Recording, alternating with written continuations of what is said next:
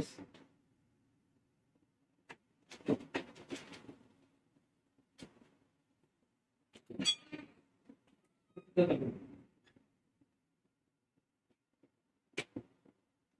Hello friends, RM વિદ્યાપીઠમાં આપ સૌનું હાર્દિક સ્વાગત છે.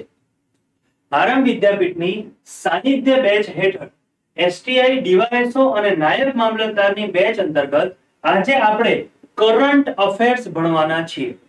ખાસ કરીને ભારતના કરંટ અફેર્સ, જેની અંદર વિજ્ઞાન અને ટેકનોલોજી, કોઈ પણ સારામાં સારી ગવર્નમેન્ટ સાથે સંકળાયેલી એક્ઝામમાં પૂછાતી યોજનાઓ, આના સિવાય આંતરરાષ્ટ્રીય સંધિઓ, એમઓયુ, પ્રધાનમંત્રી જે છે એની યુએઈ જે છે એની મુલાકાત, એ અંતર્ગત કઈ કઈ ઘટનાઓ ઘટી, ઈસરોના અભિયાન વગેરે વગેરે બાબતોની ચર્ચા આપણે આજે કરંટ અફેરના આ સેશન અંતર્ગત કરવાના છીએ.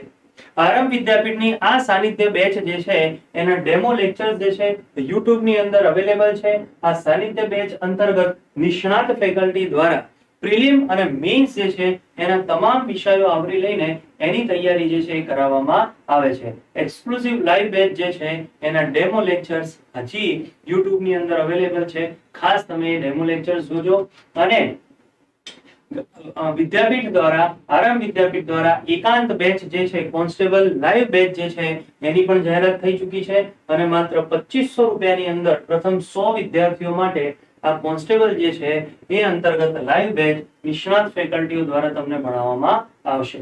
ચલો, તો આજના આ અભિયાનની શરૂઆત કરીએ, આજના લેક્ચરની શરૂઆત કરીએ અને આપણે અત્યારના મહત્વના કરંટ અફેર્સ જે છે એ જોઈશું. ખાસ કરીને આ વીક સાથે સંકળાયેલા કરંટ અફેર જે આપણા માટે ખૂબ જ ઉપયોગી છે એ આપણે જોઈ રહ્યા છે. હવે ઈસરો અને નાસાનું કોઈ પણ અભિયાન આવે, બરાબર, અવકાશ સાથે સંકળાયેલું, અને એ એક્ઝામની અંદર ના પૂછાય એવું તો બને જ નહીં. વિદ્યાર્થીઓએ ખાસ કોઈ પણ એક્ઝામની અંદર અપિયર થાય તો છેલ્લા અવકાશી અભિયાનો જે થયા હોય 6 મહિનાના, એ અભિયાનો તો કરીને જવા જ પડે. હાલમાં જો ઈસરોના અભિયાનની વાત કરીએ તો ઇન્ડિયન નેશનલ સેટેલાઇટ સિસ્ટમ અંતર્ગત એક ઇનસેટ 3DS અભિયાન જે છે લોન્ચ કરવામાં આવ્યું અને આપણે એની ચર્ચા કરીએ. મોસ્ટ આઈએમપી આપણા માટેનો કરંટ અફેર આ છે, ઈસરો સાથે સંકળાયેલો. શું છે એ કરંટ અફેર? તો ઇનસેટ 3DS અભિયાન, બરાબર, કયો છે? ઇનસેટ 3DS અભિયાન ઈસરો દ્વારા જે લોન્ચ કરવામાં આવ્યો એની ચર્ચા કરીએ. સૌથી પહેલા મોસ્ટ આઈએમપી કોઈ પણ અભિયાન હોય, ક્વેશ્ચન કેવી રીતે પૂછાશે કે ભાઈ તાજેતરમાં ઈસરો દ્વારા લોન્ચ થયેલા ઇનસેટ 3DS સંદર્ભે કઈ બાબતો સાચી છે? હંમેશા કોઈ બી અભિયાન એ વિધાનવાળા વાક્યોની અંતર્ગત આવે. ખ્યાલ આવે છે? મેક્સિમમ એવા ચાન્સીસ છે કે વિધાનવાળા વાક્યો અંતર્ગત આવે. તો એનું સૌથી પહેલું વિધાન કેવું બને કે ભાઈ એને ક્યારે લોન્ચ કર્યો? તો 17 ફેબ્રુઆરી 2024 ના રોજ એને લોન્ચ કરવામાં આવ્યો. ક્યારે? 17 ફેબ્રુઆરી. બીજું શું છે? કયા રોકેટ થી એને લોન્ચ કરવામાં આવ્યો? આ એક્ઝામમાં પૂછાય તો GSLV માર્ક 2. ધ્યાન રાખજો ખાસ, છેલ્લું ચંદ્રયાન જે થયું હતું માર્ક 3, ભારતનું સૌથી પાવરફુલ રોકેટ GSLV માર્ક 3 દ્વારા, પણ અહીંયા તમે જુઓ GSLV માર્ક 2 છે, યાદ રાખજો. એને F14 તરીકે પણ ઓળખવામાં આવે છે. એના દ્વારા અભિયાન થયું. ખ્યાલ આવે છે? GSLV માર્ક 2 દ્વારા F14 જેને કહેવાય છે એના દ્વારા 17 ફેબ્રુઆરી 2024 ના રોજ, આનું પૂરું નામ શું છે? તો ઇન્ડિયન નેશનલ SAT એટલે સેટરડે ને યાદ રાખજો, શનિવારની SAT એટલે સેટેલાઇટ. તો ઇન્ડિયન નેશનલ સેટેલાઇટ 3DS જે છે એને લોન્ચ કરવામાં આવ્યું. હવે બીજું, આ શેના માટે છે? બરાબર, તો યાદ રાખજો ઓલ વેધર સેટેલાઇટ છે, અથવા તો વેધર અપડેટ માટે છે, અથવા તો હવામાન માહિતીઓ માટે છે. બરાબર, હવામાન માહિતીઓ માટેનું આ સેટેલાઇટ છે. ક્લિયર? અને કઈ ઓર્બિટ ઉપર લોન્ચ કરવામાં આવશે તો એ હમણાં હું આખી ઓર્બિટ શું છે એ બધું તમને સમજાવું, પણ જોવા જઈએ તો ભૂસ્થિર કક્ષામાં મૂકવામાં આવશે. ક્યાં? ભૂસ્થિર કક્ષામાં. આપણે ભણી રહ્યા છીએ, બધી ડિટેલ બતાવું છું હમણાં, બધી સરસ મજાની ડિટેલ તમને સમજાવું છું. ભૂસ્થિર કક્ષાની અંદર આશરે 36,000 કિલોમીટર આશરે, અને પરફેક્ટ કેવું હોય આશરે, બરાબર, અને પરફેક્ટ કેવું હોય તો 35,786 કિલોમીટર. હમણાં આપણે ભણી રહ્યા છે, ડિટેલમાં ભણી રહ્યા છે. તો ભૂસ્થિર કક્ષામાં Indian national satellite 3DS rocket GSLV mark 2 દ્વારા 17 ફેબ્રુઆરી 2024 ના રોજ કોના દ્વારા? તો ઈસરો સંસ્થા દ્વારા. કોના દ્વારા? તો ભાઈ ઈસરો દ્વારા કઈ જગ્યાથી? તો આંધ્રપ્રદેશના શ્રી હરિકોટા ટાપુ પર આવેલા, બરાબર, શ્રી હરિકોટા ટાપુમાં આવેલા સતીશ ધવન સ્પેસ સેન્ટર થી આને લોન્ચ કરવામાં ઈસરો દ્વારા આંધ્રપ્રદેશના શ્રી હરિકોટાથી સતીશ ધવન સ્પેસ સેન્ટર થી શું કરવામાં આવ્યું છે? આને લોન્ચ કરવામાં આવ્યું. ક્લિયર? તો આટલી જે માહિતી અહીંયા જે મેં તમને આપેલી છે એ મેક્સિમમ ક્વેશ્ચન ની અંદર પૂછાય છે. હવામાનની માહિતીઓ એટલે વાવાઝોડા છે, ચક્રવાત છે, આના સિવાય ભૂસ્તરની જે સપાટી છે, જળ સપાટી છે, આ બધામાં આવતા બદલાવો કયા કયા છે, ખ્યાલ આવે છે? આના સિવાય ડિઝાસ્ટર મેનેજમેન્ટ જે છે એના અંતર્ગતની માહિતી આપશે. શેની માહિતી આપશે?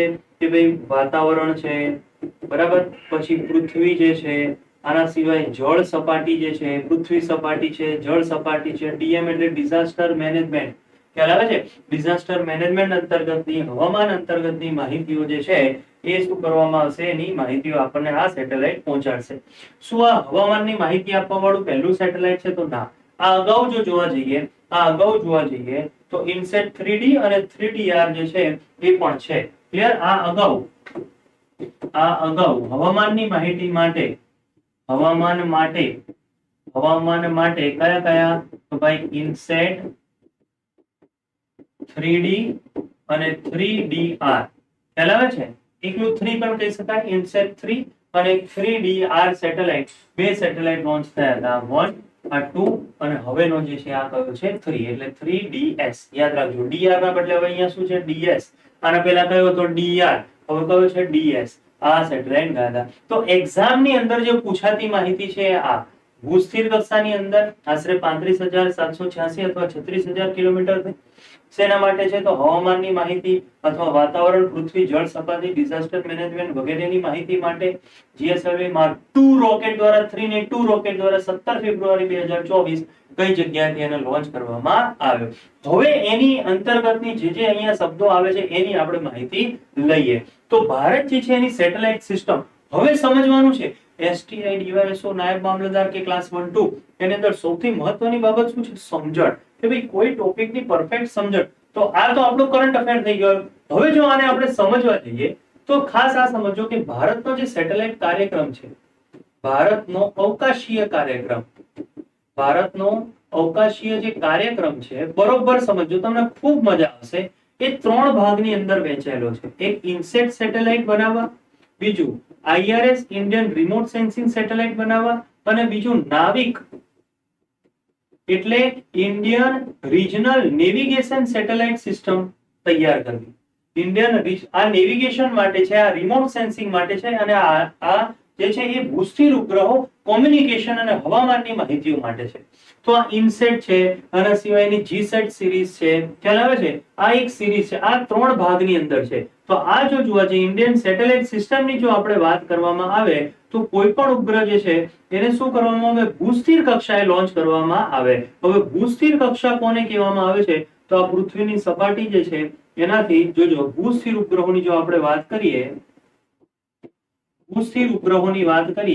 તો સૌથી પહેલા હંમેશા ધારો કે આ પૃથ્વી જે છે પોતાની ધરી ઉપર શું કરે છે? પરિભ્રમણ કરે છે. અને એની સામે બિલકુલ આ ભારત ધારો કે હોય તો ભારતની બિલકુલ સામે શું થાય કે ભાઈ સેટેલાઇટ છે પરિક્રમણ કરે. તો ભૂસ્થિર ઉપગ્રહો કોને કહેવાય? કે ભાઈ પૃથ્વી જે છે એ પૃથ્વીનું પરિભ્રમણ, પૃથ્વી પોતાની ધરી પર પરિભ્રમણ કરે તો પૃથ્વીનું પરિભ્રમણ બરાબર આ ઉપગ્રહનું શું થાય? પરિક્રમણ થાય. તો દરેક વખતે જોતા એ શું લાગે? સ્થિર લાગે.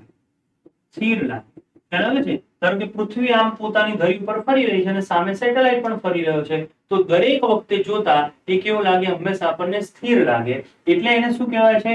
ભૂસ્થિર ઉપગ્રહો કહે છે. ક્લિયર? એના શોધક કોણ છે? તો યાદ રાખજો, આર્થર સી ક્લાર્ક. અને ભૂસ્થિર કક્ષાની શોધ કરી અને પૃથ્વીની સપાટીથી કેટલા કિલોમીટર દૂર હોય? તો 35,786 કિલોમીટર આ દૂર હોય. અને હંમેશા કોની સામે હોય? તો યાદ રાખજો વિષુવવૃત્તની સામે હોય. ક્યાં હોય? વિષુવવૃત્તની સામે હંમેશા હોય આ ભૂસ્થિર ઉપગ્રહો. તો યાદ રાખજો, હંમેશા ભૂસ્થિર ઉપગ્રહો વિષુવવૃત્તની સામે હોય અને એને ફરતા કેટલી વાર લાગે? તો જો અહીંયા શું લખ્યું છે કે પૃથ્વીનું પરિભ્રમણ બરાબર એનું પરિક્રમણ થાય, તો પૃથ્વીને ફરતા 24 કલાક લાગે. તો આ ભૂસ્થિર ઉપગ્રહોને ફરતા કેટલો સમય લાગે? એને બી 24 કલાક લાગે. તો ભૂસ્થિર ઉપગ્રહ જે છે એનો પરિક્રમણ કાળ કેટલાનો છે, એટલે ગોળ ફરતા કેટલો સમય લાગે? તો 24 કલાક લાગે. ક્લિયર? તો આવા ઉપગ્રહોને શું કહેવામાં આવે છે? ભૂસ્થિર ઉપગ્રહો કહેવામાં આવે છે. બરાબર? કે પૃથ્વીનું પરિભ્રમણ બરાબર એનું પરિક્રમણ થાય, તો દરેક વખતે જોતા ક્યાં લાગે? આપણને સામે લાગે. તો પૃથ્વીનું પરિભ્રમણ 24 કલાકમાં, તો આ ઉપગ્રહો પણ પરિભ્રમણ કેટલા સમયમાં કરે? 24 કલાકમાં કરે. અને આ ભૂસ્થિર કક્ષાની શોધ કોણે કરી? આર્થર સી ક્લાર્કે કરી. કેટલા કિલોમીટર છે? તો આશરે 36,000 કિલોમીટર, અથવા ચોક્કસ કહો તો 35,786 કિલોમીટર. આના વિરોધીમાં બીજો પણ ઉપગ્રહ કહેવામાં આવે છે, એને કહેવામાં આવે છે ધ્રુવીય ઉપગ્રહો. ધ્રુવીય ઉપગ્રહો પણ છે. અને આ ધ્રુવીય ઉપગ્રહો કેવી રીતે ફરે? તો ધ્રુવોમાં ઉત્તર દક્ષિણ ફરે. કેવી રીતે ફરે? ધ્રુવોમાં ફરે, ઉત્તર દક્ષિણ ફરે. અને એને ફરતા કેટલો સમય લાગે? 90 મિનિટ લાગે. કેટલો સમય લાગે? 90 મિનિટ લાગે. હવે જે આ ભૂસ્થિર ઉપગ્રહો છે એ સામાન્ય રીતે શેના માટે હોય છે? કોમ્યુનિકેશન માટે હોય છે અને હવામાન માટે હોય છે. તો ભૂસ્થિર ઉપગ્રહોની જો વાત કરીએ તો શેના માટે હોય? ભાઈ કોમ્યુનિકેશન. આપણે જે મોબાઈલ ઉપર વાત કરીએ છીએ એ. આના સિવાય બ્રોડકાસ્ટિંગ. બરાબર? જે ટીવી સિરિયલો ગુરુ શુક્રવારે લોન્ચ થાય, ગુરુ શુક્રવારે શૂટ થાય, એ શનિ રવિ આપણને દેખાય એ. આના સિવાય લાઈવ સ્ટ્રીમિંગ. બરાબર? ક્રિકેટ મેચ આપણે જોઈએ છે એ, એના માટે હોય. અને બીજું હવામાન માટે. આ ધ્રુવીય ઉપગ્રહો શેના માટે? એ બી હવામાન માટે હોઈ શકે, હવામાન માટે હોય. પણ સૌથી વધારે કામ શેના માટે છે? ચક્રવાત છે, વાવાઝોડા જે છે એની ફટાફટ અપડેટ કરવા પડે, જાસૂસી છે, એના માટે હોય. તો આ બે પ્રકારની કક્ષાના આધારે બે પ્રકાર પડે છે, ભૂસ્થિર કક્ષા અથવા ભૂસ્થિર ઉપગ્રહો અને ધ્રુવીય ઉપગ્રહો. ક્લિયર? તો હવે આપણે જે જોયું કે ભાઈ આ ઇનસેટ 3DS, હમણાં કયો ઇનસેટ 3DS, એ કેવું કહેવાય? ભૂસ્થિર ઉપગ્રહ કહેવાય. આના સિવાય ઇન્ડિયન રિમોટ સેન્સિંગ સેટેલાઇટ અને નાવિક સેટેલાઇટ જેવા ક્યારેક કરંટ અફેર ની અંદર આવશે, તરત જ તમને ભણાવી દીધું.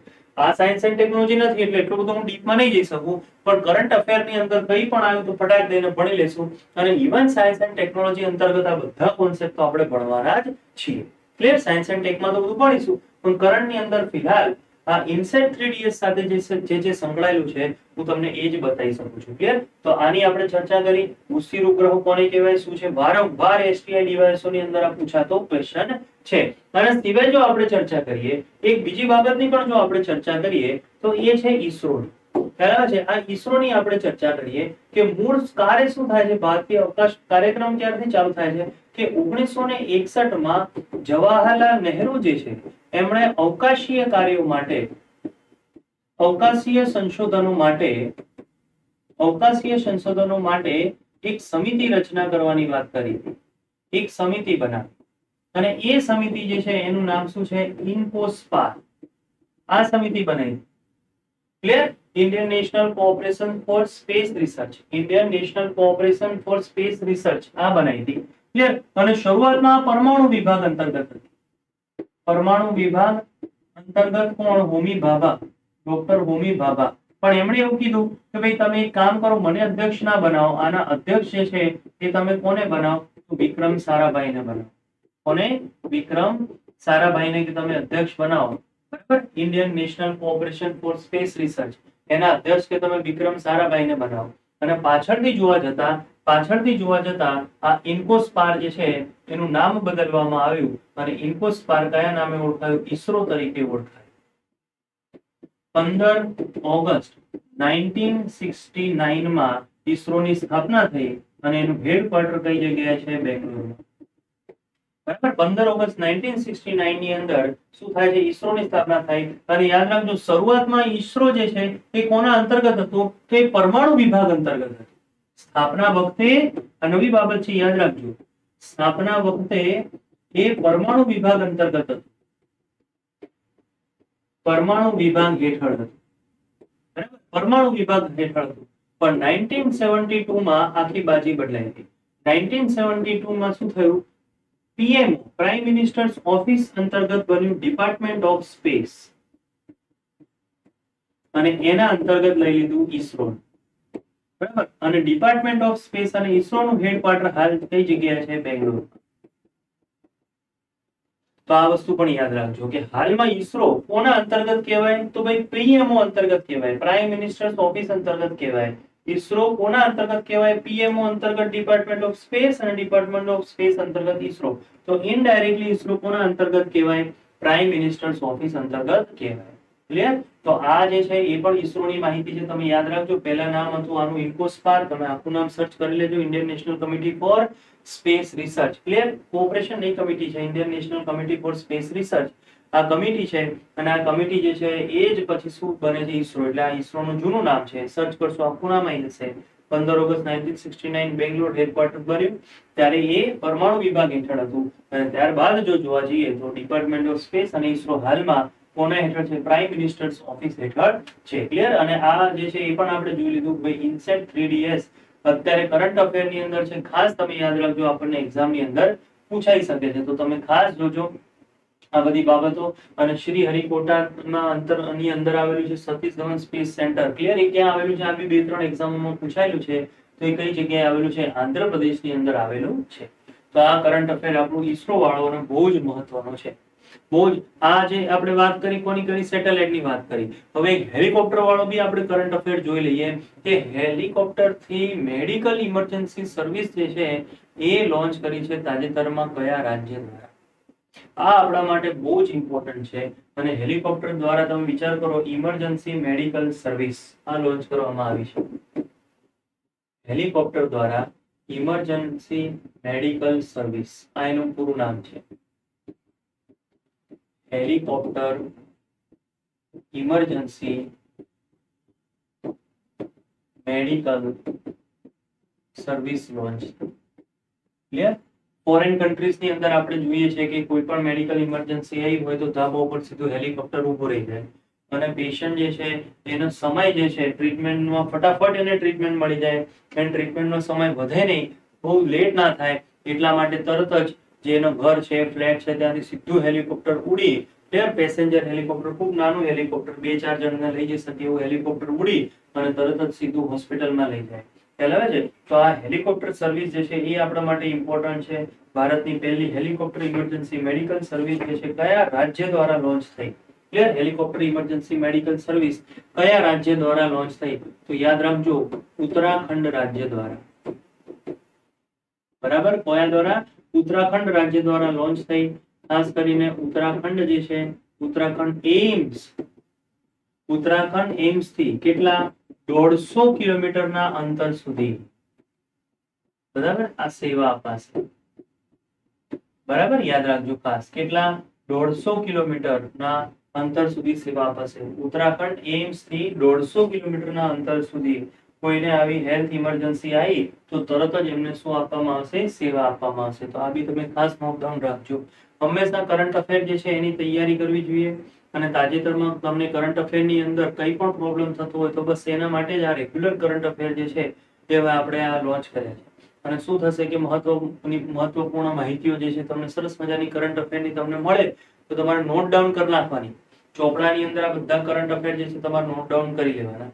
અમુક કરંટ અફેર એવા હોય જેમાં વિધાનવાળા ક્વેશ્ચનો આવે અને અમુક કરંટ અફેર એવા હોય જેમાં સીધું પૂછાય કે તાજેતરમાં કયા રાજ્ય દ્વારા હેલિકોપ્ટર ઇમરજન્સી મેડિકલ સર્વિસ જે છે એને લોન્ચ કરવામાં આવી? તો સીધું શું આવે? ઉત્તરાખંડ દ્વારા. ચલો આગળનો નેક્સ્ટ કરંટ અફેર તરફ આપણે જઈએ. એ બી આપણા માટે ઇમ્પોર્ટન્ટ છે. બોલો, યુએસએ દ્વારા અથવા યુએસ દેશ દ્વારા અથવા તો અમેરિકા દ્વારા ક્વાડ બિલ પસાર થયું.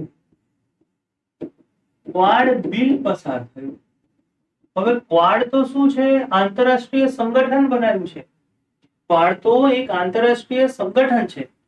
ઓસ્ટ્રેલિયા છે, જાપાન છે, અમેરિકા છે, ભારત છે, આ 4 દેશોએ ભેગા થઈને એક સંગઠન બનાવ્યું અને આ સંગઠનને વધુ મજબૂતી પ્રોવાઈડ કરવા માટે, ખાસ કરીને ઇકોનોમિકલ સ્ટ્રેન્થ આપવા માટે અને ડિફેન્સિવ સ્ટ્રેન્થ એટલે કે રક્ષા આજે કહેવામાં આવે છે ને આર્મી જે છે એને સુધારવા માટે, આર્મીને વધુ મજબૂત બનાવવા માટે અને ચારે દેશોની ઇકોનોમીને વધુ મજબૂત બનાવવા માટે અમેરિકાની અંદર બોલો ક્વાડ બિલ પસાર થયો. એવો બી ક્વેશ્ચન આવે કે તાજેતરમાં ક્વાડ બિલ એ કયા દેશમાં પસાર થયું, તો ક્વાડ અંતર્ગત આવતા 4 દેશો જે છે એમાં જ આવે, એમાંનો જ એક આવે, એટલે આ યુએસએ. ઊંધું બી પૂછાય, તાજેતરમાં કયા દેશમાં ક્વાડ બિલ પસાર થયું, તો યુએસએ દ્વારા. તો આમાં મહત્વનું શું છે, આ કરંટ અફેર તો છે, આ લાઈન તો મહત્વની છે, પણ ક્વાડ સંગઠન આપણા માટે બહુ મહત્વનું છે. બરાબર, ક્વાડ સંગઠન જે છે એ પણ આપણા માટે બહુ મહત્વનું છે. અને આ ક્વાડ સંગઠન જે છે એમાં કેટલા દેશો આવે છે, પૂરું નામ શું છે એની આપણે ચર્ચા કરીએ. તો 4 દેશો છે, એટલા માટે એનું પૂરું નામ શું છે, તો ભાઈ ક્વાડ્રિલેટરલ સિક્યુરિટી ડાયલોગ, આ એનું નામ છે. ક્વાડ્રિલેટરલ એટલે 4 દેશો, સિક્યુરિટી ડાયલોગ. બરાબર, ક્વાડ્રિલેટરલ સિક્યુરિટી ડાયલોગ. એવું કહેવામાં આવે છે, વિશ્વ અર્થતંત્રની અંદર એવું કહેવામાં આવે છે કે ભાઈ ચાઇના જે છે એનું અર્થતંત્ર અને ચાઇના જે છે એની જે ડિફેન્સ મિકેનિઝમ છે એને કાઉન્ટર કરવા માટે આ ક્વાડ જે છે એનો વિચાર સૌપ્રથમ વખત 2007 ની અંદર જાપાનના પ્રાઇમ મિનિસ્ટર જે શિન્ઝો આબે એને આવ્યો હતો. પહેલા જોઈ લઈએ ક્વાડ્રિલેટરલ સિક્યુરિટી ડાયલોગના અંતર્ગત કેટલા દેશો આવે છે, તો 4 દેશો આવે છે. ભારતની વાત કરીએ, જાપાનની વાત કરીએ, યુએસએ એટલે કે અમેરિકાની વાત કરીએ, અને કોણ છે, ઓસ્ટ્રેલિયા. બરાબર, તો ભારત, જાપાન, યુએસ એટલે કે અમેરિકા અને ઓસ્ટ્રેલિયા, આ 4 દેશો જે છે એ ક્વાડ અંતર્ગત આવે છે. હવે આ ક્વાડ જે છે એની સ્થાપના ક્યારે થાય છે, તો સૌપ્રથમ વાર 2007 માં જાપાન છે એ જાપાનના પ્રધાનમંત્રી શિન્ઝો આબેનો વિચાર છે, એ વિચારને અમલ કરવામાં આવ્યું અને 2008 સુધી રહ્યું. આ ક્વાડ 2008 સુધી ચાલ્યું. પછી પુનઃ 2017 માં ક્વાડ સંગઠન શરૂ. એટલે પહેલા 2007 માં વિચાર આવ્યો અને બધા દેશો ભેગા થયા અને 2008 સુધી બધા દેશો વચ્ચે મિત્રતા રહી. મિત્રતા તો છે જ, પણ ટૂંકમાં આ ક્વાડ સંગઠન ટક્યું. પછી પાછું બંધ થઈ ગયું અને 2017 માં ક્વાડ સંગઠન પુનઃ શરૂ થયું. હજી સુધી આ ક્વાડ સંગઠન છે. આ જે ક્વાડ સંગઠન જે છે તે રેગ્યુલર માલાબાર એક્સરસાઇઝ કરે છે. આ બી ખાસ ધ્યાન રાખજો, કરંટ અફેર નો પ્રશ્ન છે. ક્વાડ દેશો દ્વારા એક એક્સરસાઇઝ થાય છે, નૌસેના અભ્યાસ થાય છે, જેનું નામ શું છે, માલાબાર અભ્યાસ એક્સરસાઇઝ. દર વર્ષે આ નૌસેના અભ્યાસ થાય. બરાબર, કયો થાય છે, માલાબાર એક્સરસાઇઝ. માલાબાર આપણને ખબર છે કે ભારત જે છે એ ભારતના કેરળ તરફના દરિયા કિનારા જે છે એને માલાબાર કોસ્ટ તરીકે ઓળખવામાં આવે છે, અને આ બાજુનો કોરોમંડલ કોસ્ટ છે. તો આ જે દરિયા કિનારો છે આ તરફનો, પશ્ચિમ ઘાટ તરફનો કેરળનો, એ માલાબાર કોસ્ટ તરીકે ઓળખાય. તો આ માલાબાર એક્સરસાઇઝ કોના દ્વારા થાય છે, ક્વાડ દેશો દ્વારા. ભારત, જાપાન, યુએસએ અને ઓસ્ટ્રેલિયા દ્વારા માલાબાર એક્સરસાઇઝ થાય છે. હમણાં તાજેતરમાં 2022-23 માં નવો પણ કોન્સેપ્ટ આવ્યો છે અને એનું નામ શું છે, ક્વાડ પ્લસ. આ કોન્સેપ્ટ આવ્યો છે. તો આ 4 દેશો તો ખરા, પણ એની સાથે સાથે ન્યુઝીલેન્ડ, સાઉથ કોરિયા, બરાબર, આ દેશો પણ એમાં જોડાયા અને પાછળથી થોડાક જ સમયની અંદર વિયેતનામ પણ આની અંદર જોડાય. વિયેતનામ. તો યાદ રાખજો, જો ક્વાડ પ્લસ શબ્દ ક્યાંય આવે તો ક્વાડ પ્લસ એટલે કયા દેશો થાય, તો આ 4 તો ખરા, ભારત, જાપાન, યુએસએ, ઓસ્ટ્રેલિયા તો ખરા, પણ ન્યુઝીલેન્ડ, સાઉથ કોરિયા અને વિયેતનામ જે જો જોડી દઈએ તો આ કયા સંગઠન તરીકે ઓળખાય છે, ક્વાડ પ્લસ સંગઠન તરીકે ઓળખાય. તો હવે તમને આખો ક્વાડ જે છે ડાયલોગની બેઝિક માહિતી ખબર પડી ગઈ. એનું પૂરું નામ આપણને ખબર છે, કેટલા દેશો છે ખબર છે, ક્વાડ પ્લસ કોને કહેવાય એ ખબર છે, ભેગા થઈને કઈ એક્સરસાઇઝ કરે એ પણ આપણને ખબર પડી ગઈ. સ્થાપના ક્યારે થઈ, બંધ થયું, પાછું પુનઃ શરૂ થયું, હજી સુધી ચાલુ છે. અને તાજેતરમાં કયા દેશની અંદર ક્વાડ બિલ પસાર થયું કે આ દેશો જે છે એને મજબૂતાઈ આપવા માટે ઇકોનોમિકલ અને ડિફેન્સિવ જેટલી પણ મિકેનિઝમ બધા ભેગા થઈને કાર્ય કરે છે એને વધુ મજબૂતી આપવા માટે તાજેતરમાં કયું બિલ પસાર કર્યું છે, યુએસએ ક્વાડ બિલ જે છે પસાર કર્યું. ચલો, તો આ સરસ મજાનો કરંટ અફેર છે આપણા માટે. નેક્સ્ટ કરંટ અફેર તરફ આપણે જોઈએ તો 58મો જ્ઞાનપીઠ એવોર્ડ કોને મળશે એની જાહેરાત તાજેતરમાં થઈ ગયેલી છે. તો જ્ઞાનપીઠ એવોર્ડ આપણા માટે મોસ્ટ આઈએમપી છે. મોસ્ટ આઈએમપી છે આપણા માટે કયો એવોર્ડ, જ્ઞાનપીઠ એવોર્ડ. 58મો જ્ઞાનપીઠ એવોર્ડ, આની જાહેરાત થઈ ગઈ છે. 58મા જ્ઞાનપીઠ એવોર્ડ જે છે એની જાહેરાત થઈ ગઈ છે. સૌથી પહેલા જો જોવા જઈએ તો 1965 થી ભારતીય જ્ઞાનપીઠ સંસ્થાન દ્વારા એવોર્ડ આપવામાં આવે છે. 1965 થી ભારતીય જ્ઞાનપીઠ સંસ્થા દ્વારા એવોર્ડ આપવામાં આવે છે. 11 લાખ રૂપિયા એમાં મળે. પ્રશસ્તિ એની અંદર મળે. શેની? તો યાદ રાખજો, સરસ્વતી માતા. હવે સરસ્વતી માતા જે છે એ નામે નહીં પણ અલગ નામે કે છે. અને કયા નામે એમ કે છે? તો ભાઈ વાઘ દેવીની મૂર્તિ મળે છે. ક્લિયર? વાઘ દેવી, ટૂંકમાં સરસ્વતી દેવી મૂર્તિ અને 11 લાખ. હવે આ શેના માટે આપવામાં આવે છે જ્ઞાનપીઠ એવોર્ડ? તો આપણા બંધારણના જે 8મો પરિશિષ્ટ છે એની અંદર ઉલ્લેખિત ભાષાઓ જે છે એ બધી ભાષાઓમાં સાહિત્ય સર્જન કઈ કર્યું હોય તો એના માટે જ્ઞાનપીઠ એવોર્ડ આપણને મળે. તો બંધારણ જે છે એ બંધારણના ક્લિયર શોર્ટમાં લખું છું, 8મું જે પરિશિષ્ટ છે ની જેટલી પણ ભાષાઓ છે, 22 ભાષાઓ છે, આ સાહિત્ય રચના માટે. બરાબર? કેટલી પરીક્ષામાં એવું બી પૂછાય છે કે ભાઈ આ એવોર્ડમાં કેટલા રૂપિયા મળે છે? તો યાદ રાખો 11 લાખ રૂપિયા મળે છે. હવે 58મો જ્ઞાનપીઠ એવોર્ડ કોને આપવામાં આવે તો યાદ રાખો 2023 માટેનો છે. 58મો જ્ઞાનપીઠ એવોર્ડ 2023 માટેનો છે અને બે વ્યક્તિઓને આપવામાં નક્કી કર્યું છે. એક સંસ્કૃત માટે આપવાનું નક્કી કર્યું અને એક ઉર્દુ ભાષા માટે આપવાનું નક્કી કરાયો છે. ક્લિયર? તો સંસ્કૃત માટે કોને મળવાનો છે તો યાદ રાખો જગતગુરુ સ્વામી રામભદ્રાચાર્યને મળવાનો છે. સંસ્કૃત માટે જગતગુરુ સ્વામી રામભદ્રાચાર્ય. બરાબર?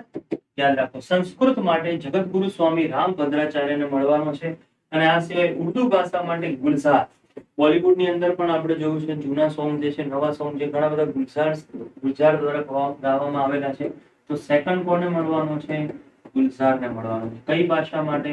યાદ રાખો 22 ભાષાઓની અંદર આવે છે ઉર્દુ ભાષા માટે મળવાનો છે. તો આ તો ઇમ્પોર્ટન્ટ છે જ આપણા માટે કે ભાઈ આ વખતનો 2023નો 58મો જ્ઞાનપીઠ પુરસ્કાર તાજેતરમાં કોને? તો બે સદસ્યોને, એક જગતગુરુ સ્વામી ભદ્રાચાર્યને સંસ્કૃત ભાષા માટે અને ગુલઝાર જે છે એને કઈ ભાષા માટે મળવાનો છે? તો ઉર્દુ ભાષા માટે. યાદ રાખીશું આપણે. અહીંયા જો આપણે જોઈએ તો આજે સંસ્કૃત માટે જે જ્ઞાનપીઠ મળી રહ્યો છે એ સેકન્ડ ટાઈમ મળ્યો છે. પ્રથમ સંસ્કૃત માટે આ જ્ઞાનપીઠ કોને મળ્યો? તો અહીંયા આપણે લખીએ આ સંસ્કૃત માટે બીજી વાર છે. ક્લિયર? સંસ્કૃત માટે સેકન્ડ વાર છે. સંસ્કૃત ભાષા માટે બીજી વાર મળ્યો. અને આના પહેલા જોવા જઈએ તો સંસ્કૃત માટે એક વખત જ્ઞાનપીઠ આ અગાઉ મળી ચૂક્યો છે. સત્યવ્રત શાસ્ત્રીને મળ્યો છે 2006માં. 2006માં કોને મળ્યો છે? સત્યવ્રત શાસ્ત્રી. ઉર્દુ માટે તો કરવાની જરૂર નથી. ઉર્દુ માટે આ 5મો એવોર્ડ છે, 5th એવોર્ડ. એટલે આ અગાઉ ઉર્દુ સાથે સંકળાયેલા 4 વ્યક્તિઓને મળી ચૂકેલો છે. એટલે એમાં આપણે કઈ કરવાની જરૂર નથી. પણ સંસ્કૃત માટે માત્ર બીજી વાર એવોર્ડ મળ્યો છે. બરાબર? સંસ્કૃત માટે માત્ર બીજી વાર મળ્યો છે. પહેલી વાર 2006માં સત્યવ્રત શાસ્ત્રીને મળ્યો હતો અને આ બીજી વાર સેકન્ડ સંસ્કૃત માટે મળ્યો છે જગતગુરુ સ્વામી રામભદ્રાચાર્યને. ક્લિયર? તો 58મો જ્ઞાનપીઠ પુરસ્કાર 11 લાખ રૂપિયા આપવામાં આવે છે. 8મા પરિશિષ્ટની જે 22 ભાષાઓ છે એ ભાષામાં સાહિત્ય રચના કરી હોય એના માટે આપવામાં આવે છે.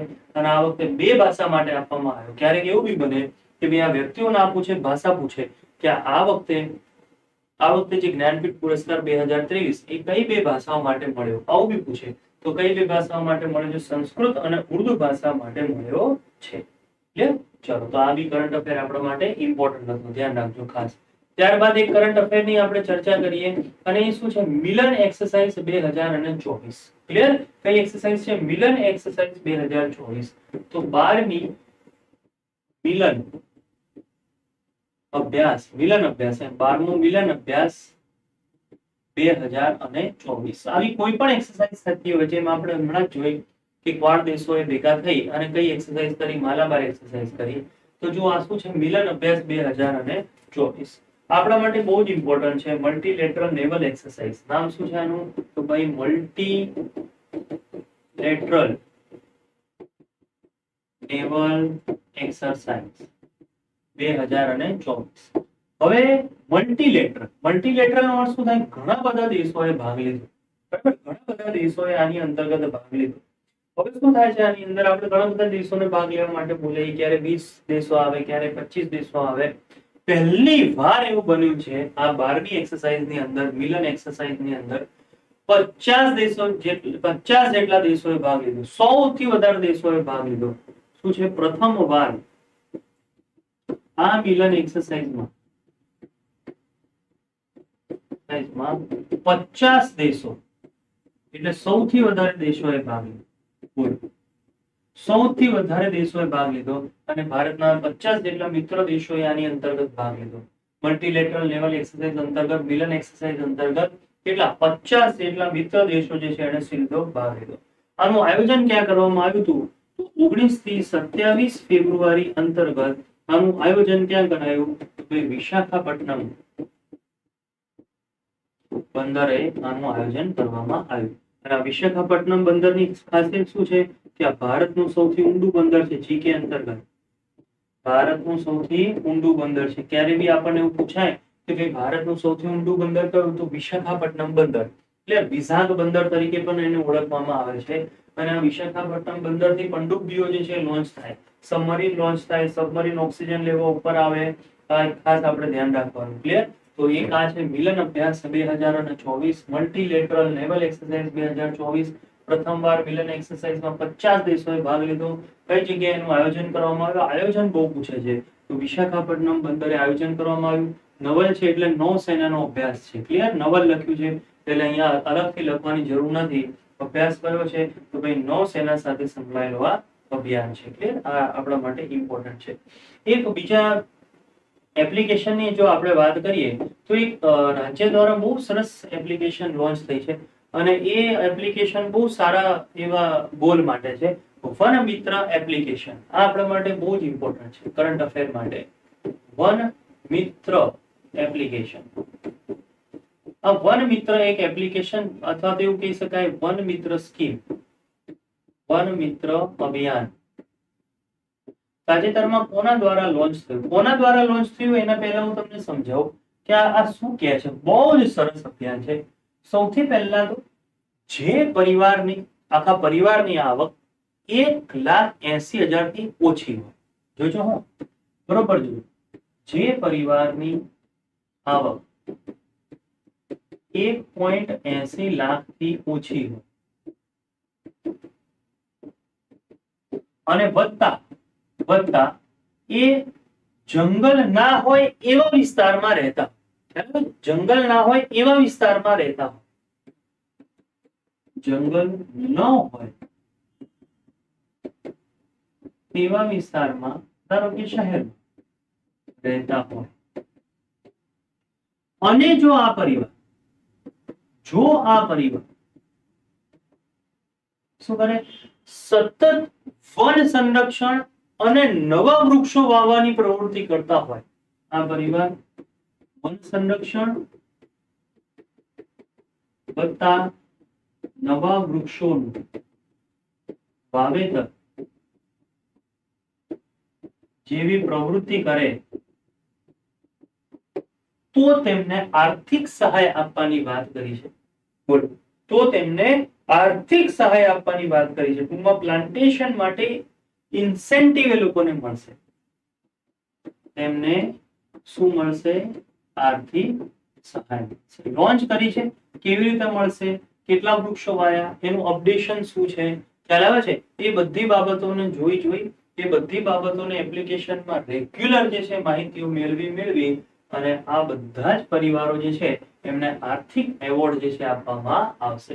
અને આ કઈ છે? વન મિત્ર એપ્લિકેશન. ટૂંકમાં 1,80,000 થી ઓછી આવક હોય અને વૃક્ષો વાવવાનું કામ કરતી હોય, સતત અપડેટ આપે એપ્લિકેશનની અંદર, વૃક્ષો જે છે એનું જતન કરે, વન સંરક્ષણ કરે, તો એ લોકોને કંઈક એમ એવોર્ડ આપવા માટે એમ કે કંઈક પણ એમને ઇકોનોમિકલી થોડુંક એમને સહારો મળે એટલે એવોર્ડ આપવાની જાહેરાત કરવામાં આવી છે. ક્લિયર? તો આ ધ્યાન રાખજો. બહુ સરસ છે આ વસ્તુ અને આ કરંટ અફેર ની અંદર છે અને ગમે ત્યારે આપણને એક્ઝામની અંદર પૂછી શકે છે. આના સિવાય હમણાં રામ મંદિર જે છે ચર્ચાની અંદર હતું અને હવે પાછું એક મંદિર જે છે ચર્ચાની અંદર છે અને એ મંદિરનું નામ શું છે? યુપી ની અંદર સાંભલની અંદર બની રહ્યું છે શ્રી કલકી ધામ મંદિર. તાજેતરમાં તમને આપું છે, તાજેતરમાં કઈ જગ્યાએ શ્રી કલકી ધામ મંદિર નિર્માણ પામી રહ્યું છે? આ યાદ રાખજો, શ્રી કલકી ધામ મંદિર જે છે પ્રધાનમંત્રી શ્રી નરેન્દ્ર મોદી દ્વારા શું કરવામાં આવ્યું છે? આનું ઇનોગ્રેશન કરવામાં આવ્યું છે. ક્લિયર? એનું નિર્માણ કલકી ધામ ટ્રસ્ટ દ્વારા થાય છે. સૌથી પહેલી જગ્યાએ કઈ જગ્યાએ? તો સાંભલ ઉત્તર પ્રદેશની અંદર. યાદ રાખજો, સાંભલ ઉત્તર પ્રદેશમાં એનું નિર્માણ થઈ રહ્યું છે. શું છે કલ્કી? કોણ છે કલ્કી? તો યાદ રાખજો, વિષ્ણુ ભગવાનના 10મા અવતાર કલ્કીનું મંદિર. કલ્કીનું શું છે? આ મંદિર વિષ્ણુ ભગવાનના જે 10મા અવતાર છે કલ્કી, એમનું મંદિર બની રહ્યું છે સાંભલ ઉત્તર પ્રદેશની અંદર. સાંભલ ઉત્તર પ્રદેશની અંદર. ક્લિયર? પીએમ નરેન્દ્ર મોદી દ્વારા શું કરવામાં આવ્યું છે? એનું ઇનોગ્રેશન થયું. પીએમ દ્વારા ઇનોગ્રેશન, બરાબર. અને કોના દ્વારા નિર્માણ પામી રહ્યું છે? તો કલ્કી ધામ ટ્રસ્ટ દ્વારા. કલ્કી ધામ ટ્રસ્ટ દ્વારા શું છે? નિર્માણ પામે છે. બરાબર. તો આ પણ આપણા માટે ઇમ્પોર્ટન્ટ છે, શ્રી કલ્કી ધામ મંદિર. ક્લિયર? આવે તો તરત જ આપણને 1 માર્ક મળી જવો જોઈએ. ક્લિયર? ભારતમાં પહેલી વાર આફ્રિકન મેડિટેરિયન વંડર પક્ષી જે છે એ આપણને જોવા મળ્યું. નાનો ફેક્ટ છે, અહીંયા લખી નાખું છું સાઈડમાં કે ભાઈ તાજેતરમાં કયા રાજ્યની અંદર આફ્રિકન મેડિટેરિયન વંડર પક્ષી કયું છે? આફ્રિકન મેડિટેરિયન વંડર પક્ષી ભારતમાં ફર્સ્ટ વાર જોવા મળ્યું. બરાબર. કઈ જગ્યાએ? આ ક્વેશ્ચન પૂછાય કે ભારતમાં કઈ જગ્યાએ આફ્રિકન મેડિટેરિયન વંડર પક્ષી જોવા મળ્યું. ક્લિયર? તો ડાયરેક્ટ તમે લખી નાખો સીધો આન્સર, વારંગલ તેલંગાણાનો ભાગ છે. વારંગલ તેલંગાણા. ક્લિયર? યાદ રાખજો, તેલંગાણા જે છે એનું હેડક્વાર્ટર આપણને ખબર છે કયું છે? હૈદરાબાદ. બરાબર. વારંગલ જે છે હૈદરાબાદ. તેલંગાણા જે છે એનું કેપિટલ કયું છે? હૈદરાબાદ. ક્લિયર? તો આ યાદ રાખજો, વારંગલ તેલંગાણાની અંદર આફ્રિકન મેડિટેરિયન વંડર પક્ષી આપણને ભારતમાં પહેલી વાર જોવા મળ્યું. હૈદરાબાદની આપણે થોડી વાત કરી લઈએ. એમાં એમનું એક મ્યુઝિયમ કરંટ અફેરની અંદર છે. ક્લિયર? અને એ મ્યુઝિયમ જે છે એનું નામ શું છે? સાલાર જંગ મ્યુઝિયમ. સાલાર જંગ મ્યુઝિયમ. બહુ કરંટ અફેરમાં અત્યારે 2-3 વખત છે મ્યુઝિયમ. સૌથી પહેલા તો એનો કરંટ અફેર શું છે કે ભાઈ અહીંયા 5 નવી ગેલેરીનું ઉદ્ઘાટન થયું. શું થાય છે? ઉદ્ઘાટન. એના અંતર્ગત એક જે છે એ શું છે કે નેશનલ એપિગ્રાફી મ્યુઝિયમ. આ છે નેશનલ એપિગ્રાફી મ્યુઝિયમ. એમયુ એટલે મ્યુઝિયમ. એપિગ્રાફી એટલે શું થાય? પ્રાચીન ભાષાઓનો અભ્યાસ કરવો, એને એપિગ્રાફી કહેવાય. તો કે છે 1 લાખ જેટલી પ્રાચીન ભાષાનો સંગ્રહ. એટલી 1 લાખ જેટલી પ્રાચીન ભાષાઓનો સંગ્રહ કરવામાં આવ્યો. કઈ જગ્યાએ? સાલારજંગ મ્યુઝિયમની અંદર. એટલે સાલારજંગ મ્યુઝિયમમાં જે નવી 5 ગેલેરી ખુલી એમાંની એક એટલે નેશનલ એપિગ્રાફી મ્યુઝિયમ. હવે આ સાલારજંગ મ્યુઝિયમ કઈ જગ્યાએ આવેલું છે? તો યાદ રાખો, હૈદરાબાદમાં આવેલું છે. બરાબર. હૈદરાબાદની અંદર આવેલું છે. હૈદરાબાદ કઈ નદી કિનારે આવેલું છે? તો યાદ રાખો, મૂસી નદી કિનારે આવેલું છે. બરાબર. મૂસી નદી કિનારે હૈદરાબાદ આવેલું છે. સાલારજંગ મ્યુઝિયમ કઈ જગ્યા છે? હૈદરાબાદની અંદર છે. ઇન્ડિયન પોલીસ એકેડમીનું હેડક્વાર્ટર અહીંયા છે. ઇન્ડિયન પોલીસ એકેડમી એનું હેડક્વાર્ટર અહીંયા છે. આના સિવાય 4 મિનાર કુલી કુતુબ શાહ દ્વારા બનાવ્યો હતો અને ગોલકોંડાનો કિલ્લો. ગોલકોંડા કિલ્લો આ કઈ જગ્યાએ આવેલો છે? આ બી હૈદરાબાદની અંદર આવેલો છે. અને બીજું DNA fingerprinting and analysis centre જે છે એ પણ કઈ જગ્યા છે? હૈદરાબાદમાં છે. યાદ રાખજો, ડીએનએ ફિંગરપ્રિન્ટિંગ. હું શોર્ટમાં લખું છું centre. DNA fingerprinting and analysis centre એવું છે. DNA fingerprinting and analysis centre એ આવેલું છે હૈદરાબાદ. પણ શોર્ટમાં લખ્યું ડીએનએ ફિંગરપ્રિન્ટિંગ સેન્ટર કઈ જગ્યાએ આવેલું છે? હૈદરાબાદ, મુસી નદીના કિનારે છે. કુલી કુતુબ શાહ દ્વારા ચાર મિનાર અને શું બને છે? ગોલકોંડાનો કિલ્લો બને છે. ક્લિયર? આ આપણે ધ્યાન રાખીશું. તો આ હૈદરાબાદની વાત કરી, મુસીનગર જૂનું નામ બાજુ હૈદરાબાદનું શું હતું? ભાગ્યનગર. હૈદરાબાદનું જે જૂનું નામ છે એ શું હતું? ભાગ્યનગર હતું. ક્લિયર? તો આ તમે યાદ રાખજો. બીજું આપણે કરંટ અફેરની ચર્ચા કરીએ શું છે? તો ઇન્ટરનેશનલ કોર્ટ ઓફ જસ્ટિસના નવા પ્રેસિડેન્ટ બન્યા છે નવાબ સલીમ. યાદ રાખજો, ICG, international court of justice, ICJ, international court of justice ના નવા ચેરમેન કહી દો, નવા હેડ કહી દો. ખ્યાલ આવે છે? કોણ બન્યા છે? નવાબ સલીમ.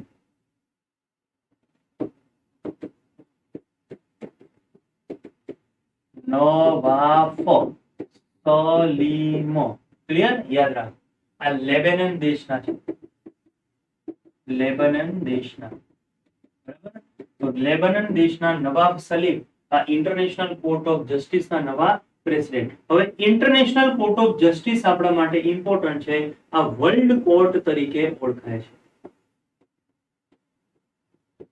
બરાબર? આ વર્લ્ડ કોર્ટ તરીકે ઓળખાય છે. એવું કહેવાય છે કે યુનાઇટેડ નેશનના જે 6 અંગો છે, બરાબર, યુનાઇટેડ નેશનના 6 અંગો જે છે એ 6 અંગોમાંનું એક કે જેનું હેડક્વાર્ટર ન્યુયોર્ક નથી, કે જેનું હેડક્વાર્ટર કઈ જગ્યા છે? ન્યુયોર્ક નથી. એનું હેડક્વાર્ટર કઈ જગ્યા છે? નેધરલેન્ડમાં છે. નેધરલેન્ડમાં હેગ શહેર. બરાબર? એટલે નેધરલેન્ડના હેગમાં છે. ક્લિયર? યાદ રાખજો, નેધરલેન્ડના હેગની અંદર એનું હેડક્વાર્ટર છે. ન્યુયોર્કમાં એનું હેડક્વાર્ટર નથી. યુનાઇટેડ નેશનના જેટલા પણ ભાગો છે એનું યુનાઇટેડ નેશન અલગથી જોજો. આખું 1945 ની અંદર યુનાઇટેડ નેશનની સ્થાપના, એની સત્તાવાર 6 ભાષાઓ કઈ કઈ છે, ક્લિયર? એના ભાગ કેટલા છે, વર્લ્ડ બેંક શું છે, યુનેસ્કો, બધા એના ભાગ શું છે એ બધા જોવાના. અને એના 6 અંગો જે છે એમાંનું એક એટલે શું છે? International court of justice. અને વર્લ્ડ કોર્ટ તરીકે ઓળખાય. નેધરલેન્ડના હેગમાં એનું હેડક્વાર્ટર છે. અને એની અંદર જજ કેટલા હોય? યાદ રાખજો, જજ હોય એની અંદર 15 જજ હોય. કેટલા વર્ષ માટે? 9 વર્ષ માટે. ક્લિયર? 9 વર્ષ માટે કેટલા જજ લેવામાં આવે? 15 જજ લેવામાં આવે. અને એ 15 જજમાંથી એક જે છે એના પ્રેસિડેન્ટ હોય. તો જજ નવાબ સલીમ જે છે ઇન્ટરનેશનલ કોર્ટ ઓફ જસ્ટિસના શું બન્યા છે? પ્રેસિડેન્ટ બન્યા છે. આ એવી કોર્ટ છે જેની અંદર આંતરરાષ્ટ્રીય જે ઝઘડાઓ થતા હોય, આંતરરાષ્ટ્રીય કોઈ અપીલ થઈ હોય, અત્યારે આપણે જો જોવા જઈએ તો ધારો કે બે દેશ, ધારો કે કોઈ લડે, એ બે દેશ લડી અને કઈ કોર્ટમાં જવાનું, તો ઇન્ટરનેશનલ કોર્ટની અંદર એ અપીલ કરી શકે છે. તો ઇન્ટરનેશનલ કોર્ટ ઓફ જસ્ટિસમાં યાદ રાખજો, જજ 15 જજો હોય. અને કેટલા વર્ષ માટે આવે? તો 9 વર્ષ માટે આવે. ખ્યાલ આવે છે? અને એમાંય પાછું એવું છે કે 9 વર્ષ માટે આવે, એમાંથી પણ દર 5 વર્ષે એક તૃતીયાંશ જજ પાછા નિવૃત્ત થાય. દર 5 વર્ષે એક તૃતીયાંશ જજ એ શું થઈ જાય? જેમ આપણે રાજ્યસભામાં કહે ને જેટલા બી મેમ્બર લીધા હોય એમાં, એ સેમ આના જેવું છે કે 15 જજ લે 9 વર્ષ માટે, એમાંથી દર 5 વર્ષે એક તૃતીયાંશ જજ પાછા કેવા થઈ જાય? નિવૃત્ત થઈ જાય. ક્લિયર? એટલે પરમેનન્ટ ચાલતી રહે ને આ બોડી એટલા માટે. ખ્યાલ આવે છે? પરમેનન્ટ ચાલતી રહે એટલા માટે. તો આ ઇન્ટરનેશનલ કોર્ટ ઓફ જસ્ટિસ જે છે એની માહિતી છે એવી આપણે ધ્યાન રાખીશું. નેક્સ્ટ આપણે કરંટ અફેરની જે ચર્ચા કરીએ એ શિવાજી જયંતીની છે. શિવાજી જયંતીની આપણે ચર્ચા કરી. બરાબર? તો શિવાજી જયંતી ક્યારે ઉજવવામાં આવે છે? તો 19 ફેબ્રુઆરીએ ઉજવવામાં આવે છે. ક્લિયર? હું ડાયરેક્ટ લખું છું 19 ફેબ્રુઆરી 1630 પુણે શિવનેરીના કિલ્લામાં, પુણેના શિવનેરી ના કિલ્લામાં આ શિવાજીનો શું થયો છે? જન્મ થયો. બરાબર? તો આ યાદ રાખીએ, 19 ફેબ્રુઆરી શું કહેવાય છે? શિવાજી જયંતી તરીકે ઓળખાય છે. 19 ફેબ્રુઆરી 1630 પુણેના શિવનેરીના કિલ્લામાં જે શિવાજી જે છે એનો શું થયો? જન્મ. ક્લિયર? તો આમાં જોવા જઈએ તો શાહજી ભોસલે અને જીજાબાઈ, પિતા જે છે એનું નામ શું છે? શાહજી ભોસલે અને જીજાબાઈ. માતાનું નામ શું છે? જીજાબાઈ. બરાબર. એના સંરક્ષક કોણ હતા? એમના સંરક્ષક હતા દાદોજી કોંડદેવ. અને એમના ગુરુ કોણ હતા? તેમના ગુરુનું નામ છે સમર્થ ગુરુ રામદાસ, જેમણે દાસબોધ ગ્રંથ લખ્યું છે. આ દાસબોધ ગ્રંથથી, આ રામદાસનો ગ્રંથ છે, દાસબોધ ગ્રંથથી શિવાજીએ ગેરીલા પદ્ધતિનું જ્ઞાન મેળવ્યું છે. ગેરીલા પદ્ધતિનું જ્ઞાન મળ્યું છે. દાસબોધની અંદર આ ગેરીલા પદ્ધતિનો ઉલ્લેખ છે, જેમાં પાટલાગોનો ઉપયોગ થાય. કિલ્લાની ઉપર પાટલાગો નાખે, પછી બધા રાત્રે ચડી જાય અને પછી આક્રમણ કરે ભયંકર. તો આ શિવાજી જે છે એનું હેડક્વાર્ટર કયું હતું? શિવાજીનું હેડક્વાર્ટર હતું રાયગઢ. બરાબર. આ શું છે? શિવાજીનું હેડક્વાર્ટર છે. અને જ્યારે કોંડણાનો કિલ્લો જ્યારે જીતવાનો હતો ત્યારે એમના મુખ્ય સેનાપતિ જે છે તાનાજી માલાસુરે, એમનું શું થઈ ગયું? મૃત્યુ થઈ ગયું. અને ત્યારે શિવાજી શું બોલે છે કે ભાઈ ગઢ આલા પણ સિંહ હેઠા. ક્લિયર? એટલે એમના મુખ્ય સેનાપતિ કોણ હતા? તાનાજી માલાસુરે. મુખ્ય સેનાપતિ કોણ છે? તો તાન્હાજી માલાસુરે એમના મુખ્ય સેનાપતિ છે. એમની જે તલવાર છે એ તલવારનું નામ શું હતું? બરાબર. અને એવું કહેવાય છે કે 1664 અને 1670 ની અંદર બે વાર એમણે શું કરી છે? સુરત પર ચડાઈ કરી. ક્લિયર? શું કર્યું છે? બે વાર સુરત ઉપર ચડાઈ કરી, 1664 અને 1670 ની અંદર. ક્લિયર? અને સિવાય જો જોવા જઈએ તો ઇમ્પોર્ટન્ટ એ છે કે 1665 માં ઔરંગઝેબ સાથે, એટલે રાજા જયસિંહ કૌંસમાં ઔરંગઝેબ, આમ ઔરંગઝેબ સાથે પણ આવ્યો તો રાજા જયસિંહ સંધિ કરવા. કઈ સંધિ થાય છે? પુરંદરની સંધિ કરી. કઈ સંધિ કરી છે શિવાજીએ? પુરંદરની એમણે સંધિ કરી.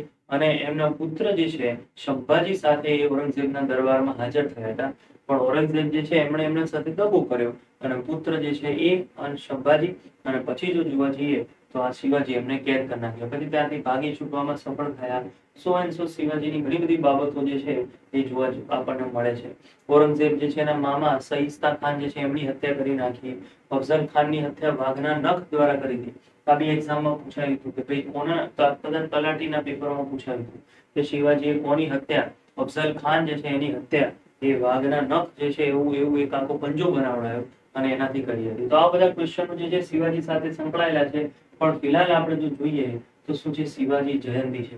અને એવું પૂછાય તાજેતરમાં કયા રાજ્યની અંદર શિવાજીના સ્ટેચ્યુ જે છે એનું અનાવરણ થયું? તો શિવાજીનું સ્ટેચ્યુ ક્યાં? જમ્મુ કાશ્મીરમાં. યાદ રાખજો, શિવાજીનું સ્ટેચ્યુ. બરાબર. કયા રાજ્યની અંદર? તો જમ્મુ કાશ્મીરની અંદર શિવાજીનું સ્ટેચ્યુ. અને બહુ જ મહત્વની બાબત કે શિવાજી જે છે ભારતીય નૌસેનાના પિતા તરીકે ઓળખાય છે. બરાબર. શિવાજી ભારતીય નૌસેનાના પિતા તરીકે ઓળખાય છે. Most important, father of naval services. શું છે? નૌસેનાના પિતા છે. ભારતીય નૌસેનાના પિતા. પાગા, એની પાયદળ, ઘોડેસવાર સેના જે છે તે એમની પાગા તરીકે ઓળખાતી ઘણી બધી વસ્તુઓ શિવાજી સાથે સંકળાયેલી છે. સરદેશમુખી જે છે ઉઘરાવતા હતા, ચોથ ઉઘરાવતા હતા, મુગલો જોડેથી ચોથ ઉઘરાવતા હતા. અને એમના જીતેલા પ્રદેશો જે છે એમાંથી શું ઉઘરાવતા હતા? સરદેશમુખી ઉઘરાવતા હતા. બરોબર. તો આ મોસ્ટ આઈએમપી છે આપણા માટે શિવાજી. ફિલહાલ જો જોવા જઈએ તો તાજેતરમાં કયા દિવસે શિવાજી જયંતિની ઉજવણી કરવામાં આવી? તો યાદ રાખો, ક્યારે? 19 ફેબ્રુઆરીના રોજ આપણે શું ઉજવી છે? શિવાજી જયંતિની ઉજવણી કરી. ક્લિયર? ચલો. આના સિવાય જો જોવા જઈએ તો એક કરંટ અફેર જે છે એ બાજુ સ્પોર્ટ સાથે સંકળાયેલો છે. અને શું છે કે ભારતીય બેડમિન્ટન ટીમ પહેલી વાર બેડમિન્ટન એશિયા ટીમ ચેમ્પિયનશિપ જીત્યું. યાદ રાખો, બેડમિન્ટન એશિયા ટીમ ચેમ્પિયનશિપ. બરાબર. 2024 બેડમિન્ટન એશિયા ટીમ ચેમ્પિયનશિપ એટલે શું કે બેડમિન્ટન સાથે સંકળાયેલા જેટલા બી આપણા જોડે રાષ્ટ્રીય પ્લેયર છે એ બધાને મોકલવામાં આવે અને બધા ભેગા થઈને પરફોર્મન્સ આપે. પહેલા જ મહિલા ટીમ પરફોર્મન્સ આપે, પુરુષની ટીમ પરફોર્મન્સ આપે. તમને ખબર છે એજ અને વજન ઉપર પણ ઘણી બધી જગ્યાએ રમાય. તો એમાં બધા ખેલાડીઓ વેચાઈ જાય અને ઓવરઓલ બધાનો રેન્ક આવે એનો એક રેશિયો કાઢે, એમાંથી સૌથી ટોપ પર કયો દેશ રહ્યો. તો યાદ રાખો, એવું કહેવામાં આવે છે કે બેડમિન્ટન એશિયા ટીમ ચેમ્પિયનશિપમાં ભારતનો ફર્સ્ટ વાર ભારત દ્વારા ફર્સ્ટ વાર આવે છે ગોલ્ડ મેડલ. આજ સુધી ક્યારેય આપણે ટોપ ઉપર નથી રહ્યા. આમાં વિજેતા બન્યું છે ભારત. પહેલી વાર આપણને ગોલ્ડ મેડલ મળ્યો છે. ફાઇનલ જો જોવા જઈએ તો બે જણ વચ્ચે હતી, એક ભારત અને વર્સિસ કોણ હતું? થાઈલેન્ડ. આમ જોવા જઈએ તો થાઈલેન્ડ સેકન્ડ નંબરે હતું, પછી એને પરાજિત કરીને કોણ જીતી જાય છે? ભારત. અને આપણા આ બેડમિન્ટન એશિયા ટીમ ચેમ્પિયનશિપના લીડર પાછા કોણ હતા? તો એના લીડર હતા પીવી સિંધુ. આપણા લીડર હતા. ક્લિયર? આપણા આમ કહેવાય તો વિશ્વ વિજેતા છે પીવી સિંધુ. ક્લિયર? હાલમાં ભારતના બેડમિન્ટન સાથે સંકળાયેલા પીવી સિંધુ વિશ્વ વિજેતા તરીકે ઓળખાય છે. ક્લિયર? અને આનું આયોજન કઈ જગ્યાએ થયું? બેડમિન્ટન એશિયા ટીમ ચેમ્પિયનશિપ નું આયોજન કઈ જગ્યાએ થયું? તો યાદ રાખજો, આનું આયોજન થયું હતું મલેશિયા. બરાબર, યાદ રાખવાનું. આયોજન જે છે કઈ જગ્યાએ કરવામાં આવ્યું? મલેશિયાની અંદર એનું આયોજન કરવામાં આવ્યું. ભારત જે છે એ જીત્યું. ચલો, આના સિવાય જો આપણે જોવા જઈએ તો આઈઆરસીટીસી ના નવા ચેરમેન બન્યા છે સંજય કુમાર જૈન. યાદ રાખજો, આઈઆરસીટીસી રેલવે સાથે સંકળાયેલું આઈઆરસીટીસી ના નવા ચેરમેન બને. કોણ છે? તો એ બન્યા છે સંજય કુમાર જૈન. બરાબર, સંજય કુમાર જૈન આઈઆરસીટીસી ના નવા ચેરમેન બને. હવે આ આપણને ખબર હોવી જોઈએ.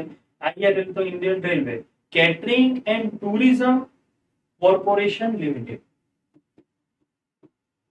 Indian railway catering and tourism.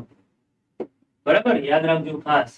Catering service એટલે ખાવાનું પ્રદાન કરે ને એની વાત ચાલે છે. બરાબર, તો Indian railway catering and tourism corporation limited. Clear? તો Indian railway catering and tourism corporation limited IRCTC. Clear? અને એના નવા ચેરમેન કોણ બન્યા છે? સંજય કુમાર જૈન. યાદ રાખજો ખાસ, આ જે આઈઆરસીટીસી જે છે એની સ્થાપના ક્યારે થઈ છે? તો આની સ્થાપના થઈ છે 1999 માં. બરાબર, ક્યારે સ્થાપના થઈ? 1999 માં આઈઆરસીટીસી ની સ્થાપના થઈ. અને યાદ રાખજો 2008 ની અંદર એને મિની રત્નનો દરજ્જો મળ્યો છે. 2008 માં કયું? મિની રત્નનો દરજ્જો મળ્યો છે. ભારતની અંદર મહારત્ન. બરાબર, મિની રત્ન સૌથી પહેલી આવે મહારત્ન, પછી નવરત્ન, પછી મિની રત્ન 1, મિની રત્ન 2, આવી બે કેટેગરીની અંદર છે. તો હાલમાં આઈઆરસીટીસી કેવી કહેવામાં આવે છે? મિની રત્ન કહેવામાં આવે છે. ક્લિયર? એટલે આ બી આપણા માટે ઇમ્પોર્ટન્ટ છે, ખાસ યાદ રાખજો. આના સિવાય જો જોવા જઈએ તો ફરીથી એક અભિયાન જે છે એની આપણે ચર્ચા કરીએ. અને ઈસરોને જેમ એક અભિયાન છે એ વિશ્વની અંદર હમણાં બહુ સરસ મજાનું જે છે એ નામે ચડ્યું છે, અને એનું નામ છે ઓડેસસ. ઓડેસસ અભિયાન. બોલો, આવું નામ છે ઓડેસસ અભિયાન. હમણાં ક્લાસ 1-2 ની અંદર ચીનનું પાછું એક અભિયાન પૂછ્યું હતું. એટલે એવું નહીં ઈસરો સાથે સંકળાયેલા જ અભિયાન આવે, બીજા અભિયાન પણ આવે. ક્લિયર? ODY, આ ઓડી તરીકે તમે યાદ રાખો. અને પછી ઓડેસસ મિશન. આ એટલા માટે અત્યારે ચર્ચામાં છે અને એક્ઝામની અંદર પૂછી શકાય, કારણ કે આ યુએસએ દ્વારા થયેલું પહેલું પ્રાઇવેટ કંપનીનું મિશન છે. એટલે પ્રાઇવેટ સંસ્થાનું મિશન છે જે ચંદ્ર ઉપર પહોંચશે. એવી પહેલી પ્રાઇવેટ કંપની બનવા જઈ રહી છે જે ચંદ્ર ઉપર પહોંચશે. કયું? તો ઓડેસસ મિશન. હવે આપણને ખબર છે કે યુએસએ માં પ્રાઇવેટ સંસ્થા જે છે એ કઈ ચર્ચામાં છે? તો એક જ છે, સ્પેસ એક્સ સંસ્થા દ્વારા. સીઈઓ આપણને ખબર છે કોણ છે? એલન મસ્ક આ સીઈઓ છે. હવે સ્પેસ એક્સ સંસ્થાનું સૌથી ભારેમાં ભારે રોકેટ લોન્ચ થાય, જે વિશ્વનું સૌથી ભારે વ્હીકલ છે, એનું નામ છે ફાલ્કન 9. ફાલ્કન 9 રોકેટ દ્વારા. અને આ ફાલ્કન 9 એ વિશ્વનું સૌથી ભારે રોકેટ છે.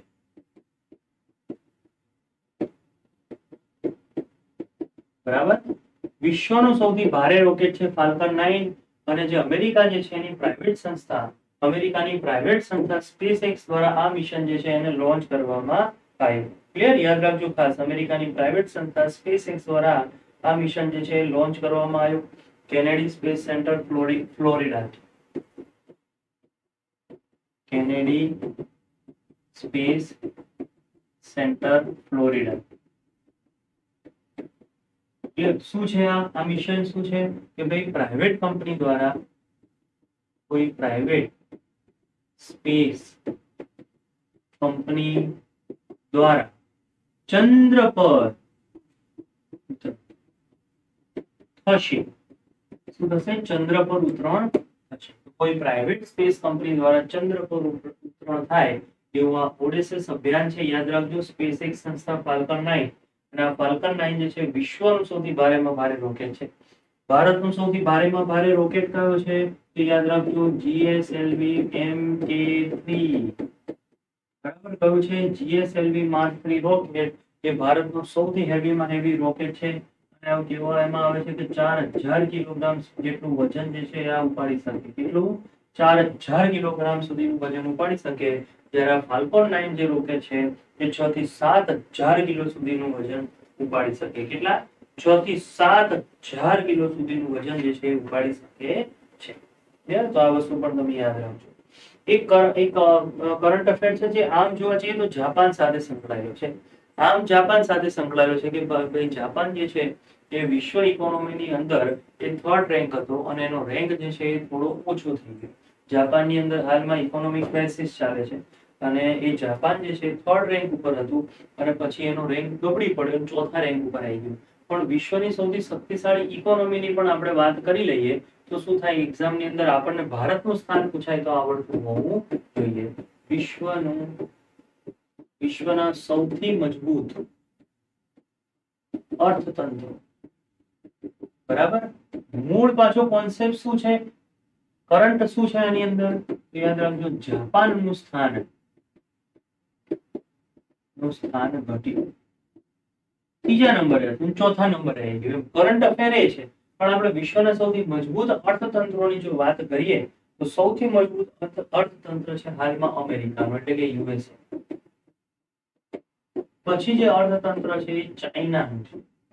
3rd નંબરે હતું જાપાન. જો પહેલા 3rd નંબરે હતું જાપાન, પણ એ તૂટી ગયું સ્થાન, અને કોનું આવી ગયું? જર્મની. 4થા નંબરે આવી ગયું જાપાન, અને 5મા નંબરે છે ભારત, અને 6થા નંબરે છે બ્રિટન, એટલે યુનાઇટેડ કિંગડમ. તો આ ભારતનું સ્થાન, અને કરંટ અફેર ની અંદર કયું છે? જાપાન. આ આપણે યાદ રાખવાનું. ક્લિયર? કરંટ અફેર ની અંદર શું છે તો યાદ રાખજો, જાપાનની ચર્ચા કરવામાં આવી છે. ક્લિયર? અને આ જે સૌથી મજબૂત અર્થતંત્રો કોને આધારે નક્કી કરવામાં આવે છે? કોના આધારે? તો જીડીપી ના આધારે, ગ્રોસ ડોમેસ્ટિક પ્રોડક્ટ ના આધારે. ખ્યાલ છે? શેના? ગ્રોસ ડોમેસ્ટિક પ્રોડક્ટ ના આધારે નક્કી કરવામાં આવે છે, જેને કહેવામાં આવે છે સકલ ઘરેલું ઉત્પાદન. ઇકોનોમીના અંતર્ગત આવે છે ને કે ભાઈ એક વર્ષ દરમિયાન ભારત જે છે એ ભારતના ક્ષેત્રની અંદર એક વર્ષ દરમિયાન બજાર કિંમતે ઉત્પાદિત થતા જે વસ્તુઓને કુલ મૂલ્ય જે છે એને શું કહેવામાં આવે છે? સકલ ઘરેલું ઉત્પાદન કહેવાય, ગ્રોસ ડોમેસ્ટિક પ્રોડક્ટ કહેવાય. એને આપણા માટે બહુ જ ઇમ્પોર્ટન્ટ છે. ક્લિયર? ભારતના ક્ષેત્રની અંદર કોઈના બી દ્વારા, ભારતીય ક્ષેત્ર અહીંયા બહુ મહત્વનું છે. ભારતના ક્ષેત્રની અંદર આ એક વર્ષની અંદર ઉત્પાદિત થતા કુલ મૂલ્ય જે છે, કુલ વસ્તુઓના મૂલ્યને શું કહેવામાં આવે છે? ગ્રોસ ડોમેસ્ટિક પ્રોડક્ટ તરીકે ઓળખવામાં આવે છે. ઇકોનોમીની અંતર્ગત તમે વધારે પરફેક્ટ જે છે આને ભણી શકો છો. ક્લિયર? તો વિશ્વના સૌથી મજબૂત અર્થતંત્ર જે છે એને જ્યારે રેન્કની માહિતી આપવામાં આવે ત્યારે આટલી વસ્તુ જે છે એ પણ આપણને હોવી જોઈએ, ખ્યાલ હોવો જોઈએ. હવે વિશ્વનો પહેલો ગ્રીન હાઇડ્રોજન પ્લાન્ટ જે છે, એરપોર્ટ ઉપર ગ્રીન હાઇડ્રોજન પ્લાન્ટ સ્થાપવામાં આવશે એની જાહેરાત કરવામાં આવી. ક્લિયર? તો આ યાદ રાખજો, વિશ્વનું ફર્સ્ટ એરપોર્ટ જ્યાં ગ્રીન હાઇડ્રોજન ઉર્જા પ્લાન્ટ સ્થપાશે. બરાબર, વિશ્વનું પહેલું એરપોર્ટ બનશે. વિશ્વનું પહેલું, ભારતનું નહીં. જે જગ્યાએ ગ્રીન હાઇડ્રોજન ઉર્જા પ્લાન્ટ સ્થપાશે તો એ કયું બનવાનું છે? તો યાદ રાખજો, કોચીન એરપોર્ટ. બરાબર. કઈ જગ્યાએ? કેરળ બનવાનું છે. કોચીન એરપોર્ટ કેરળ બનવાનું છે. વિશ્વનું પહેલું એરપોર્ટ બનશે જે જગ્યાએ ગ્રીન હાઇડ્રોજન ઉર્જા પ્લાન્ટ સ્થાપિત કરવામાં આવશે. જોવા જઈએ તો કોણ કયા કયા? તો એક તો કોચીન એરપોર્ટ લિમિટેડ અને વત્તા વત્તા કઈ સંસ્થા એના સાથે ભાગીદારીમાં જોડાઈ? તો Bharat petroleum corporation limited. Petroleum corporation limited. બરાબર. ભારતની કંપની છે. ભારત પેટ્રોલિયમ કોર્પોરેશન લિમિટેડ વત્તા કોચીન એરપોર્ટ દ્વારા વિશ્વનું પહેલો એરપોર્ટ બનશે. કોચીન એરપોર્ટ જે ગ્રીન હાઇડ્રોજન ઉર્જાનો પ્લાન્ટ જે છે એ સ્થપાશે. હવે જો અહીંયા વાત કરીએ ગ્રીન હાઇડ્રોજન ઉર્જા પ્લાન્ટ કોને કહેવામાં આવે? એ આવે તો પુનઃપ્રાપ્ય ઉર્જામાંથી. હવે પુનઃપ્રાપ્ય ઉર્જા એટલે કઈ થાય? ખાસ કરીને સૌર અને પવન ઉર્જા. બરાબર. તો પુનઃપ્રાપ્ય ઉર્જામાંથી હાઇડ્રોજન ઉર્જા ઉત્પન્ન થાય તેવો પ્લાન્ટ. બરાબર. તો પુનઃપ્રાપ્ય ઉર્જા જે છે, સૌર ઉર્જા છે, પવન ઉર્જા છે, આવી પુનઃપ્રાપ્ય ઉર્જામાંથી હાઇડ્રોજન ઉર્જા ઉત્પન્ન કરતો પ્લાન્ટ એને શું કહેવામાં આવે છે? ગ્રીન હાઇડ્રોજન પ્લાન્ટ તરીકે ઓળખવામાં. ગ્રીન એટલે શું ખબર છે આપણને? સૌર ઉર્જા, પવન ઉર્જા, ગ્રીન એનર્જી છે. આના ઉપરથી જ આપણને ખબર પડી જાય ગ્રીન અને શું બન્યું? હાઇડ્રોજન. અને શું મળવાની છે આપણને? ઉર્જા મળવાની છે. Green hydrogen. સરસ મજાના કરંટ અફેર્સ છે. બહુ સરસ છે આ વખતના કરંટ અફેર્સ.